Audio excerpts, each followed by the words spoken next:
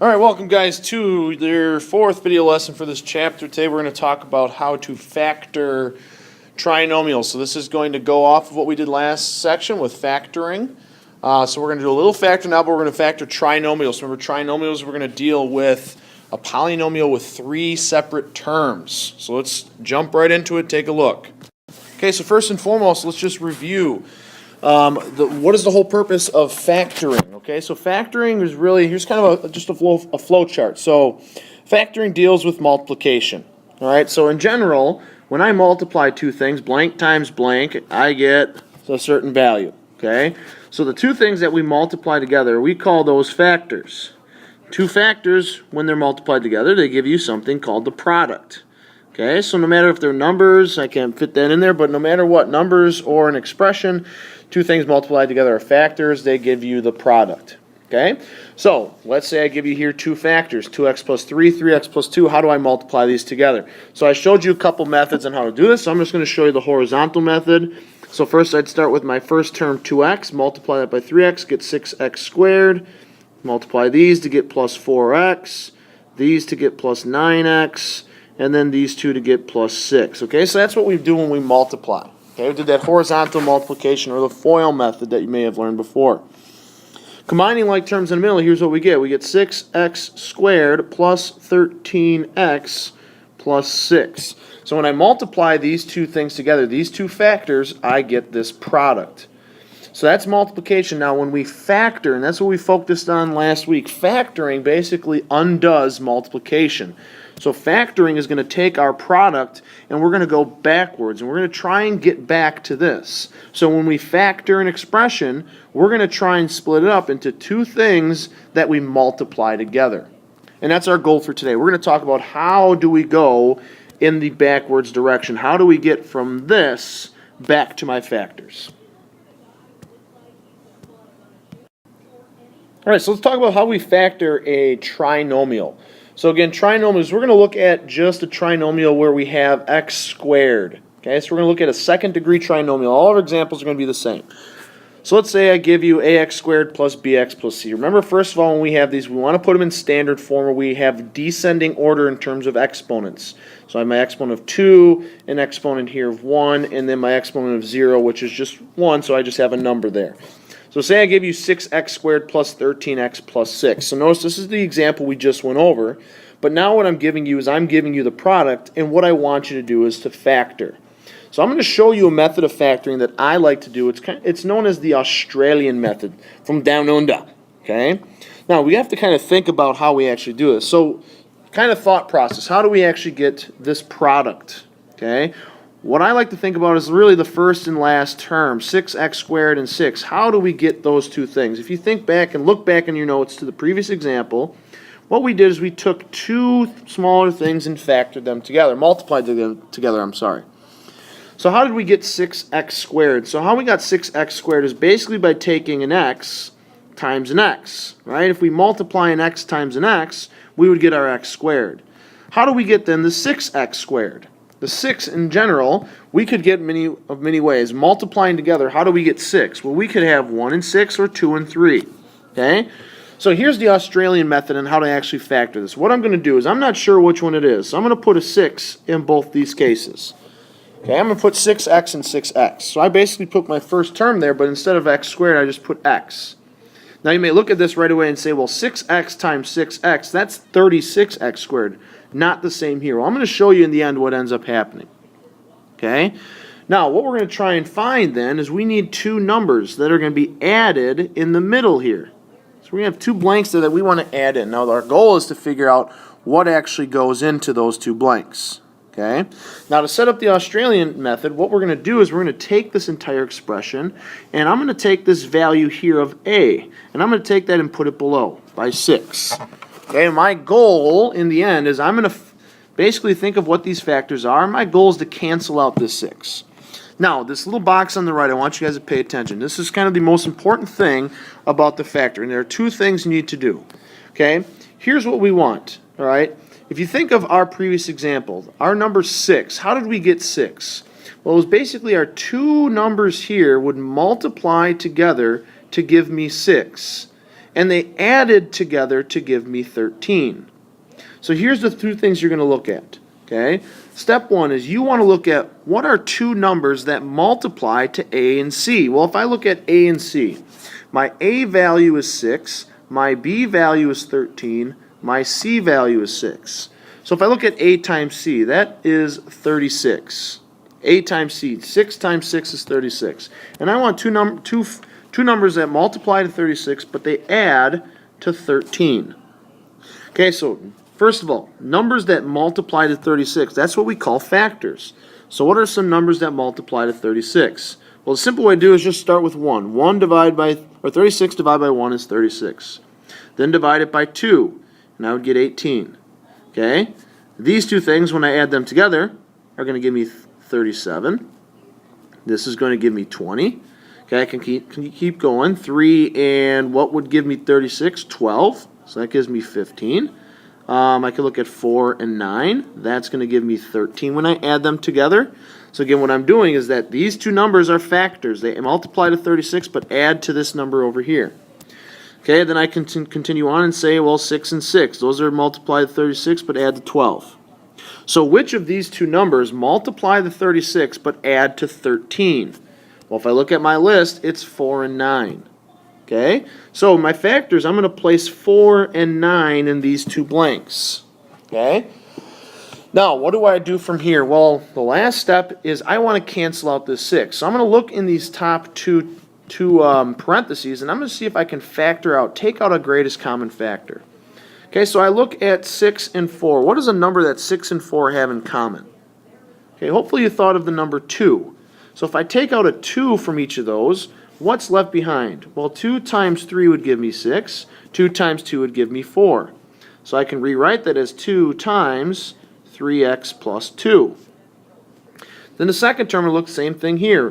What can I take out of 6 and 9? Well, I can take out a 3, right?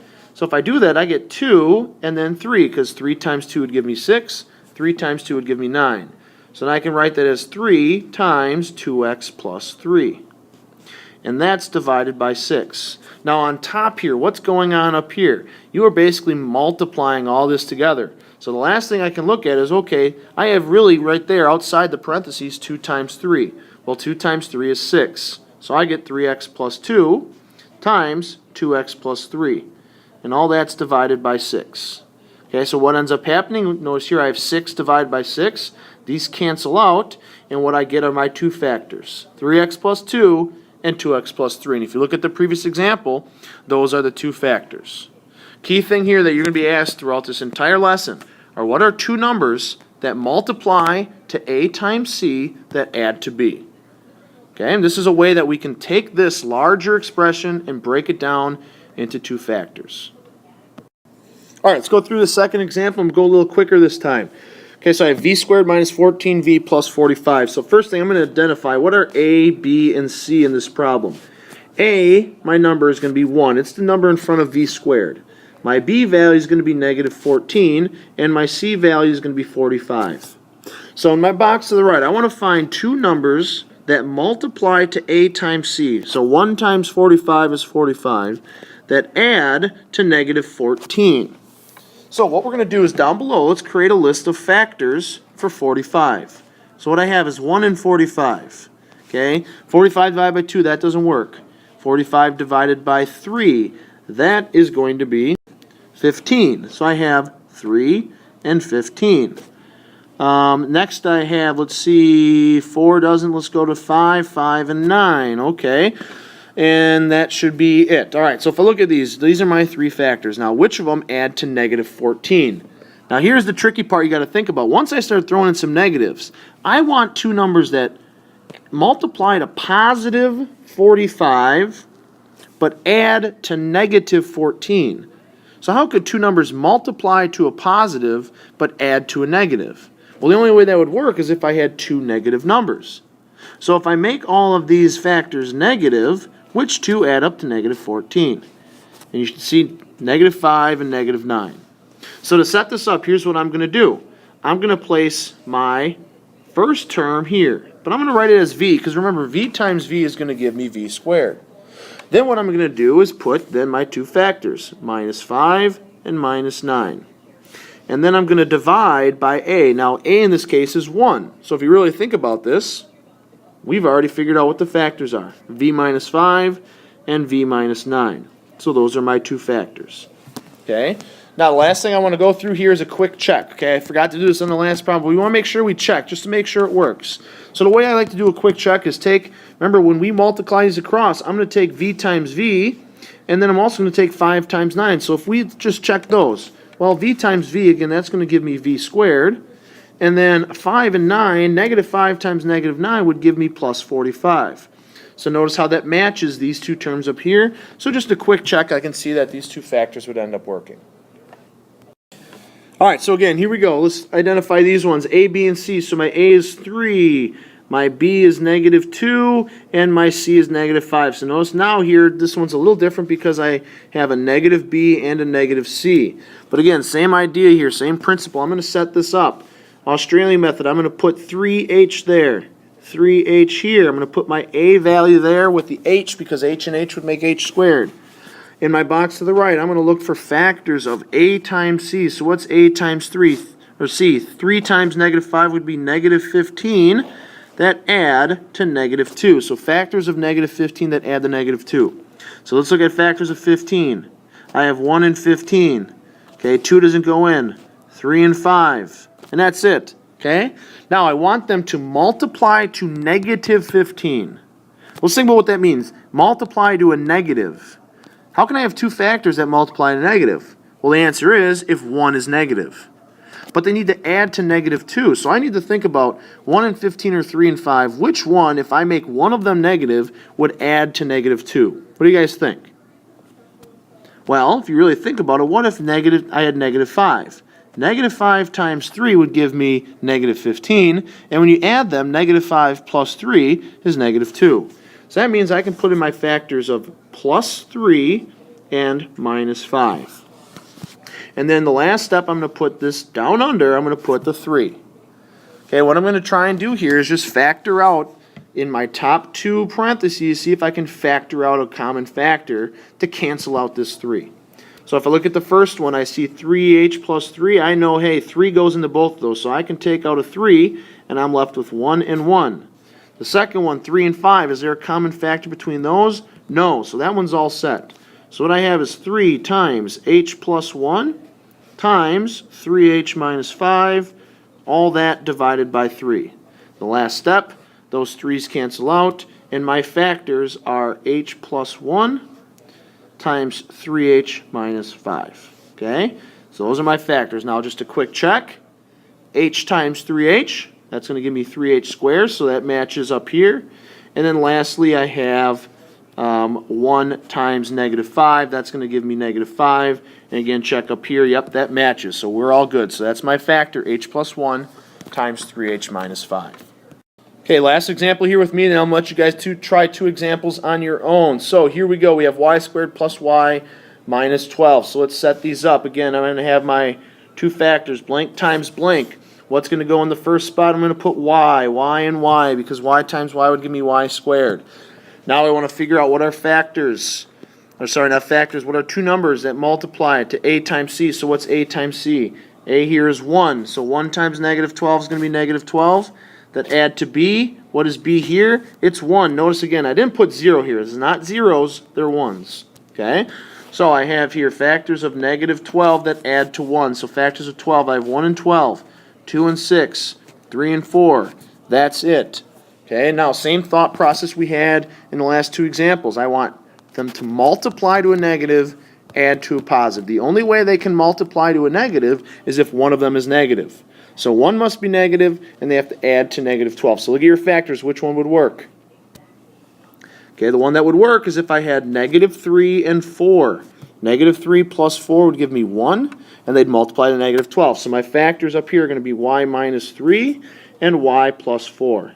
Okay, then I would divide that by a, which is 1. Now dividing by 1 doesn't make a difference, so my factors are already set. Y minus 3, y plus 4. Those are my factors.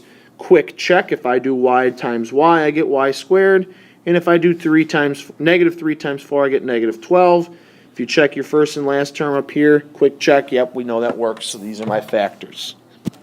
Okay, so I'm setting this up with the Australian method. Now, let's see if you guys can do a couple examples. All right, so try number 1 and number 2 is factor the first and the second. Okay, I want you to factor using the Australian method. Remember to give yourself a quick check at the end to see if you got it right. Okay, so I want you to pause the video right now, and let's give these two a shot. Ready, set, go.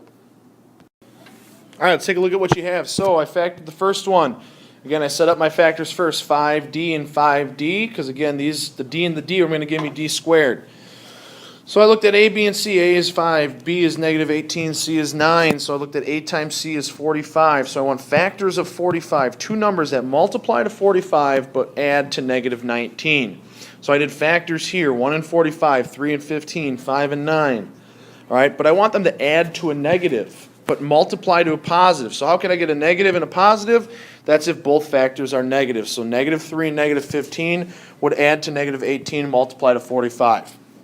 Okay, so now I plug those in. Negative 3, negative 15 go there. Then I had my a value again down below of 5, and what I did is on top I looked, can I factor something out of here? Is there a greatest common factor? No in this one, but in the second one I can factor out a 5. Okay, if I factor out a 5, there's a 1 and a 3 left over. So then when I rewrote it, a 5 times 1d minus 3, the 5 on top and bottom cancel out, and you're left with the factors of 5d minus 3 times 1d minus 3. Okay, now just a quick check. I didn't write this because I wanted you to see it. Again, if I quick check, I get 5d squared. And if I quick check here, I get plus 9. Does that match what we have? Of course. Okay, second one was actually a little easier. We get p squared plus 12p plus 36. So again, I looked at my factors. What are two numbers that multiply to a times c, which is 36, but add to 12? So two numbers that multiply to 36, add to 12. If you're getting the hang of it, you might be able to think through it without actually writing it down. So factors of 36, 1 and 36, 2 and 18, 3 and 12, 4 and 9, and 6 and 6. So what does add to 12? 6 and 6 do. So that means my factors would be p plus 6, p plus 6.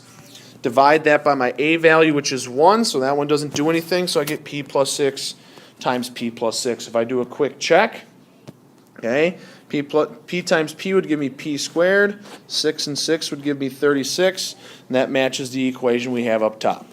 All right, so this is a little tricky lesson here today on factoring trinomials. Make sure you go through and carefully watch the video, rewind, go back and watch these again if you need additional help.